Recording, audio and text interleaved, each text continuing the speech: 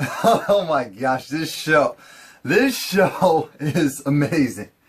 All right, so we have Esperanza. She's talking to Kelly, and Kelly does not want to go in that house. I wouldn't either. Esperanza's trying to do everything she possibly can to convince Kelly, just go inside the house. Go inside the house. I'm thinking, Kelly, don't go inside the house. Kelly's like, no, what if he's there? What if the person who did this is there? Because Esperanza wants Kelly to check for a pulse and to see if it's male or female, to confirm if it's actually Randall's mom, just like what Alex said. And then Kelly's like, no, I can't do it. Sorry. Where are the paramedics? Where are the cops? So she goes, she gets an ETA, and they said they're close. They're coming. I'm thinking, what type of ETA is that? But anyway, she decides, she goes and tells Kelly, okay, they're close. They're coming. You don't have to do anything. I understand. It's too much. And I'm glad Kelly didn't go in there, because it wouldn't have been realistic for her to go in there. She has your child, her child, and now Alex's kids to look after, and you're telling her to go into this house where this borderline murder scene has occurred. How does that make any sense? Oh yeah, by the way, this is my recap for If Loving You Is Wrong, Season 5, Episode, what is it, 3? Boiling Point.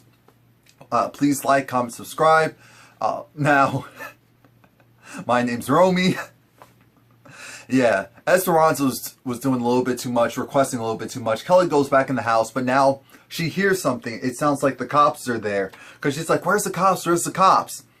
She goes outside and she sees Travis. Travis is in his car, ready to go and stalk her again. Travis sees the cops and he ducks it. He goes, "Rah!" I'm thinking, wait a minute now. Those cops must have been really distracted, because you're worried about a potential murder scene, someone's hurt, and yet you see a car speed off, but you ignore it. Anyway, this force is lackluster. They need to cut it. So they go inside the house. Now somehow it's dark in the house. I remember there was a lot more light in that house. You can't tell me that house was well lit when Alex came in there, and this was all happening at night. So how is it that all of a sudden the house is really dark, and now it's just like the lamps are lighting the way? I'm thinking, this is some foolery. Steven goes in, he checks the pulse, and sees that she's okay. So Steven now goes out and tells the paramedics to come in. He talks to Kelly, and Kelly's over it. Kelly's just like, he's just like, how are you doing? And it's just like, I can't believe that poor lady. It's just like, yeah, she's doing fine. It's just like, well, no, she's not fine, but she's alive. And it's just like, oh, so where's your house? Oh, I'm 2 houses down. It's just like, oh, okay, you didn't hear anything? Our sentiments exactly, Steven. This is one time when we're on the same page. Why is it that you didn't hear anything, even though you were just 2 houses down? But Kelly said she hasn't heard anything. So he's just like, this is crazy. Do you know anything at all? Did you see anything at all? Kelly's like, no, I didn't see anything. I didn't hear anything. I swear, I promise you. I promise you. I promise you. I promise you. I promise you. Now, Natalie is at the hospital. She just got to the hospital, and they calmly, actually Tina, Andrew's, Tina the nurse, boss nurse, she goes and she brings Natalie into this room to talk with, technically it seems like her boss. And her boss goes, gets Joey's information and put into the system. I'm thinking, you really having this mother, he was just shot and you want her to calmly give all this, come on now. So she's doing it. She's doing a great job until it gets to, does he have insurance? She says no.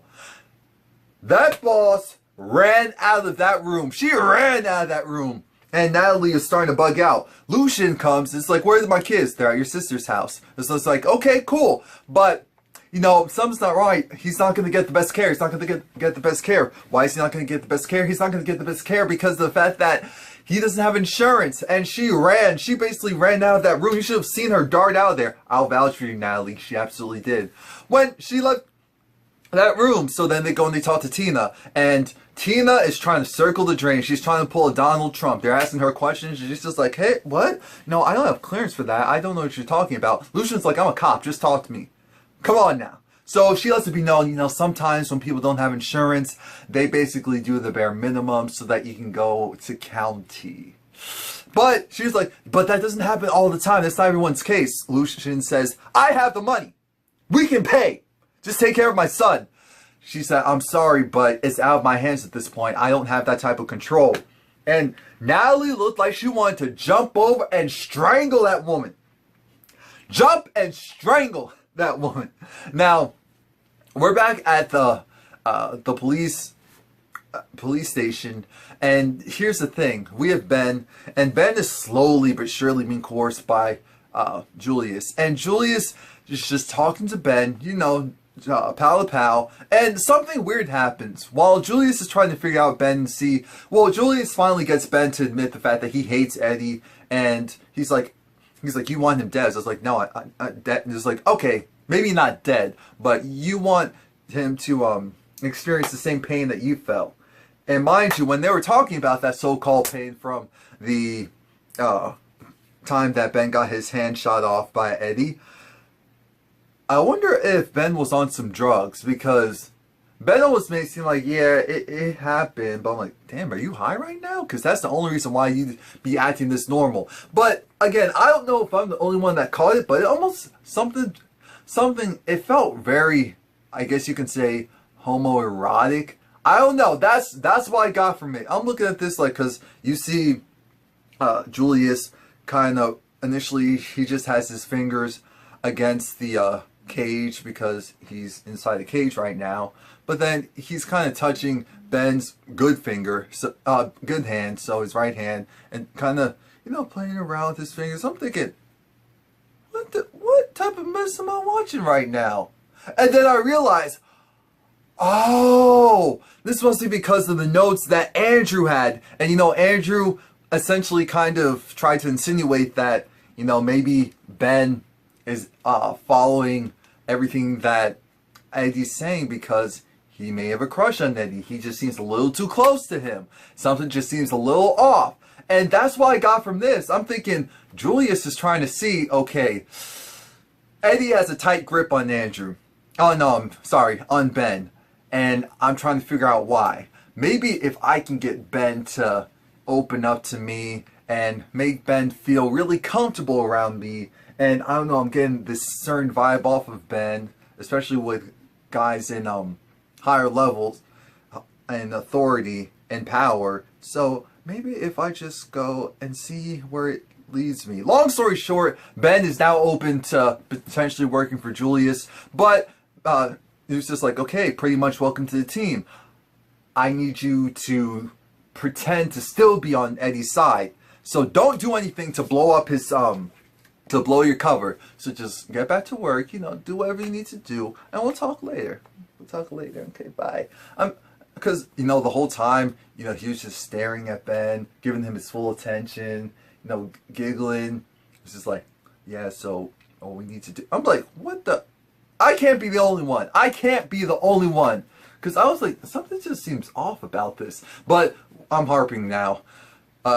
Esperanza is on her way. Well, she actually was just waiting for her fill-in to come so that she can go to Kelly's, because she said she'd go to Kelly and help her out because the situation has gone way too far. Now, Eddie, he's trying to poke around and see what's going on with Esperanza. And it's just like, oh, so what's going on? Why are you still here? Why are you working late? And it's just like, well, I'm working late so I don't have to be financially dependent on you because you're going down sooner or later. Someone's going to take you down, and I don't want to be there when it happens. I need to make sure that our daughter is good. So when I say gone and I don't want to ever have to deal with you ever again, I can actually mean it instead of all the other times I say it. But it's just interesting because Eddie's doing the usual, trying to charm his way into Esperanza's pants and saying, oh, low blow, well, I'll show you something low. You know, just doing the usual Eddie stuff. But long story short, that conversation takes a turn because when Esperanza's trying to leave because she gets a call that her replacement is actually on her way, almost there, that's when she finds out that Joey was shot. Because it was just like, wait, where's our daughter? She's with Kelly. And it's just like, oh, why are you leaving her with these black people? I'm like, whoa, Eddie, what? but that was like, oh yeah, you're related to Alex, which means that there was an off chance that you'd also be bigoted. And there was a lot of reasons not to like Randall, but we knew that it was also because you were bigoted. But now this just puts the Eddie. I don't know what to do with Eddie, but like I said, this is when Esperanza learns that Natalie's son is shot. So then Esperanza's like, oh my gosh, Natalie too? So it's like, what are you talking about? Kelly, I'm going to Kelly. Why? Why do you need to go to her, right? What's going on? And it's just like, Alex, you know, her baby was taken. And it was Randall. I'm thinking, no, it wasn't Randall. Randall was taken too. But we'll go along with that because we don't like Randall. So we don't care if Randall's gone. We really don't. Just like with Alex. Alex is disappear tomorrow. No, that's too much time. Today, right now. And we'll be good. We'll be good. And it's just like, yeah, Alex's baby was kidnapped. Randall did it. And Alex's mom is hurt. I don't know what's going on. There's just way too many things. And I just need a moment. Just need a moment. So Eddie's just laughing because it's just like, oh, that happened. I'm thinking, wow, you just heard that baby was kidnapped, possibly endangered, and that's your reaction. Now Kelly gets a call. She's thinking that it's Esperanza. It's just like, girl, you can't believe what's going on. And it's just like, hey, what's up? And it's Terrell, you know, her baby daddy who's in jail. His mother, Janet Huber, is on the other line and calling her all types of B's, and she doesn't really want to be with you. And it's just like, so why didn't she answer your calls? Why doesn't she answer your calls? It's just like, she doesn't answer my calls because she doesn't know that it's me calling, right? She doesn't know that it's me calling. And I'm thinking, what? So then it's just like, you know what, Mom, get off the line because you're not helping. But watch, she'll pick up if it's just me calling. It's just like, okay, we'll see about that. He does it. She doesn't do it. I mean, Kelly was struggling because Kelly looked like she was about to have a mental breakdown. Like, I cannot, he's calling at the worst time. And I can't even, because he's in jail, so I don't even want to involve him. And I don't even have an answer for him possibly coming to moving in. And this is just all too much for me. This is all, oh, jeez. Jesus is the center of my joy. I just want her to go and break out and sing. So yeah, when he calls again, she doesn't pick up. I think, she, like, hangs up on him or something like that before the call can actually be officially initiated since he is in jail. So she would have to accept the call. Now, Eddie, you know, Eddie's in there. He just casually walks in because he's trying to talk to Ben. And that's when Julius intercepts, like, what's good? It's just like, hey, what do you mean? And it's like, oh, hey, oh, why are you behind bars? Because of him. What? Oh, him? Andrew, come up here. Why is he behind bars? Well, because he was being all of that. It's just like, you have a death wish. Eddie opens up. Oh, yeah. And by the way, I forgot to mention that Julius put his number into Ben's phone. Again, all of it just seemed very, I'm like, what? Something's not right here. This is giving me some type of, anyway. Now, Eddie opens up the cell. It's just like, dude, you're free to go. It's just like, well, I have to wait for my car because it's been impounded. Now, Eddie is talking to Andrew. It's just like, you idiot. You idiot. Why would you go and do something like that? I was just like, by the way, I had some Cubans in the car. So it's like, Andrew, come back. Why would, I didn't realize how much taller Andrew was compared to all of them. Eddie, Ben, Julius. Like, if Andrew wasn't a rookie, I would say, why aren't you mollywopping? Anyway, Andrew has to go and get the cigars. He's like, but they're contraband. They're contraband. It's just like, you're doing everything by the book. Shut up and get them. Get them now. I'm going to go to the captain. Go to the captain. Go to the captain. Nothing's going to happen. And so then he gets the cigarette. He gets the cigars, gives one to Eddie. Before he leaves, though, he's just like, oh, so, you know, where are we currently at? Well, you know, one of the 3 people you want dead's gone. It's just like, wait, what? 3? What? What are you talking about? Quan. Quan's dead. You know, Quan's gone. It's just like, what do you mean Quan's gone? Now, mind you, remember, Julius liked Quan because he knew in that group he was able to at least control Quan. Regardless of what Tilda tried to do, he was able to at least control Quan. So that's why he liked Quan. Now with Quan dead, it's just like, this makes things so much harder for me. But it's just like, all right, but no, I didn't do it. And he was backpedaled quickly and said, no, I didn't do it. I didn't do it. He was in the shootout with Joey and all this. Okay, of course, Julius doesn't know all these other people. It's just like, he was in a shootout. That's why he's dead. But you know, I have my team. I have my crew. I'm thinking, your crew? Oh, so it's more than just Ben. That just confirms it's more than just Ben, because you know Ben isn't reliable, so you can't call him a crew. You have a couple of people working on this. I know that for a fact. It's just like, I'll get it handled. Don't worry about it. We're good. We're gravy. You look great. I'll make sure that everything's back in order. Just go back and leave. Pal, buddy old pal. Andrew looks pissed. Andrew looks like, if I could just go and shoot all three of these motherfuckers in the face, I would. Now we're outside, and Julius is waiting for his car because it's coming from the impound lot. And Ben comes back out because Ben just wants a little bit of part two. Again, he's just like, you know, my condolences for your father. I really respected your father. I'm thinking, Ben, you need to stop, because Julius, that's not how you're going to get in Julius's favor. You don't know what I know, so that's not how you're going to get in his favor. Let's backpedal a little bit.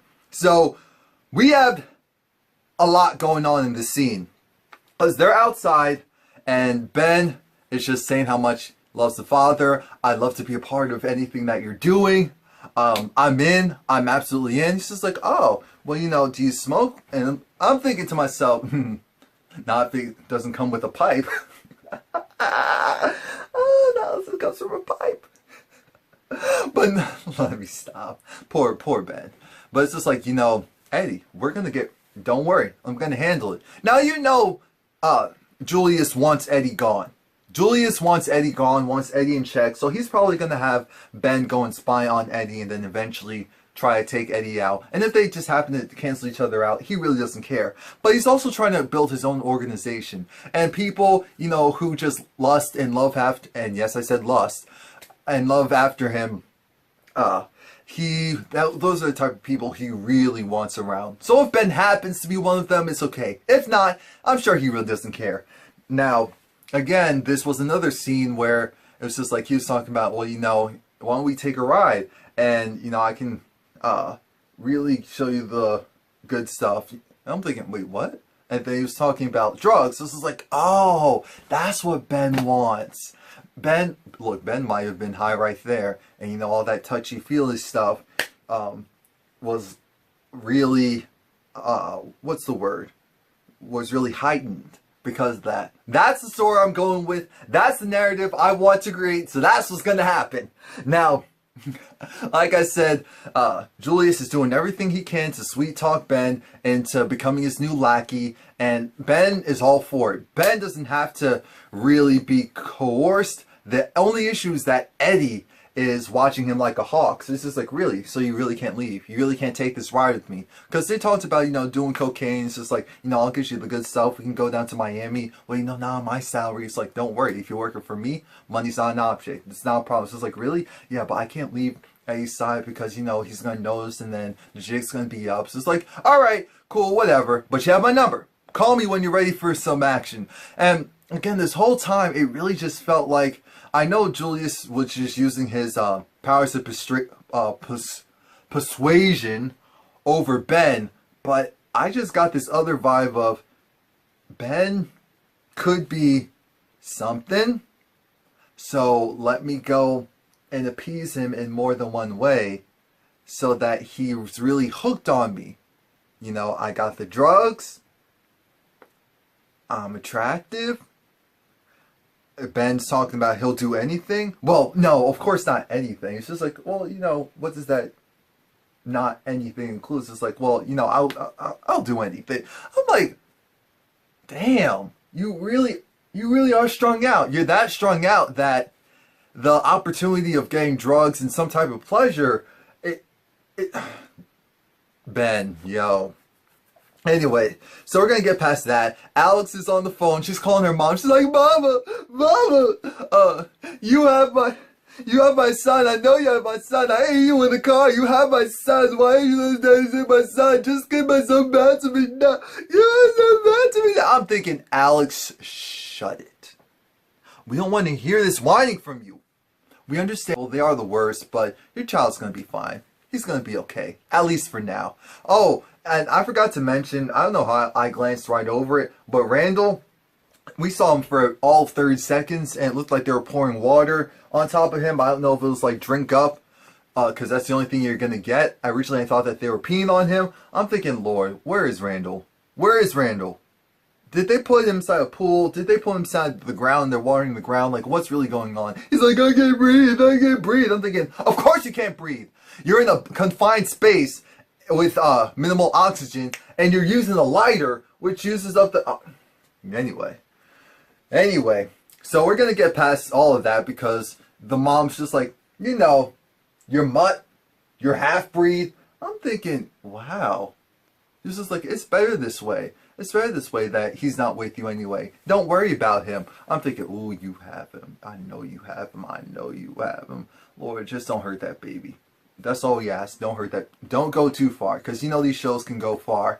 Marcy comes out of the room. Brad is there. And Marcy and Brad have a general chit chat. And this is where we find out that Brad, you know, he still thinks about Alex. He's just so hurt by her. So he's not going to go back. Regardless of how much he possibly still loves her, he's not going to go back. Both of them have been ignoring these, someone calling them. And so when they actually talk about it, they realize, oh, it's Kelly. Kelly is calling us. So he's just like, all right, Kelly, sorry to call Marcy. He's just like, just pick up the phone. Just pick up the phone. Originally, I thought it was Alex, but no, it's Kelly.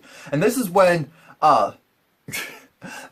because again, the officer, Steven, asked Kelly, oh, so who lives in the house next door? Oh, that's Brad. And it's just like, oh, so Alex is on the run, Brad's missing, and we need to call him because the officer even took a picture of Kelly's shoe, you know, just to make sure that it wasn't her footprint. We know what that is. And so it's just like, Brad, where's Brad? There's something wrong here because why would Randall's mother say that Brad did it, the man next door? I'm thinking, Lord, it's Travis. Oh, it's Travis. Let me stop. I'm thinking, Lord, if Brad worked with Rusty and them to get Randall, that's not too far-fetched. It's really not. So Kelly's talking and it's just like, well, you know, Alex's baby was taking all of that. Marcy doesn't care. It's just like, oh, okay. And it's just like, yeah, and his, Randall's mom's turn. It's just like, yeah, okay. So they give a call.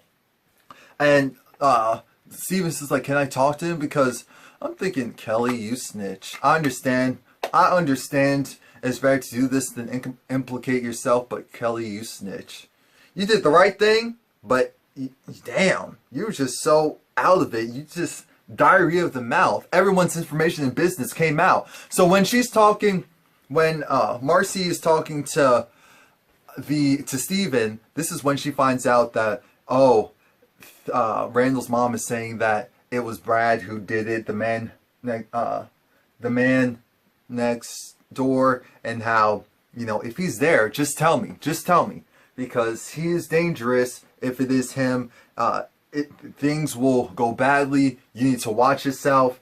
And I'm thinking, what the, is this really happening? Are we gonna get a sick plot twist? Are we? Because the next thing, because he was just like, okay, let me know if he's there. So it's like, oh no, I have to go. Okay, thank you, bye. Because she wasn't really answering him. So he's like, okay, so she hung up. And he realizes, no, thank you, Kelly. You did more than enough. Oh, don't worry about it. We're all good here. Yeah, we're all good there because you're going to go rush into her house. Rush into their place because it's like, can you track that phone call? Yeah, thank you. Yeah, you've just aided us. Thank you, Kelly. Next thing we know, in the last scene, it's just like Marcy drops the phone. I mean, hangs up the phone. It's just like, Brad, the mud on your boots were red instead of brown. And that wouldn't make sense if you went to so-and-so. And so he comes up behind her and yokes her up. And we're just like, what? What? I'm thinking, Is this really happening? Please like, comment, subscribe. That was amazing. That was amazing. Now, you know, this is Brad we're talking about, because so he could have just gotten a little horny and tried to, you know, yoke her up in a sexual manner, but I'm hoping it's the former, because that'd be a lot more interesting. Jesus.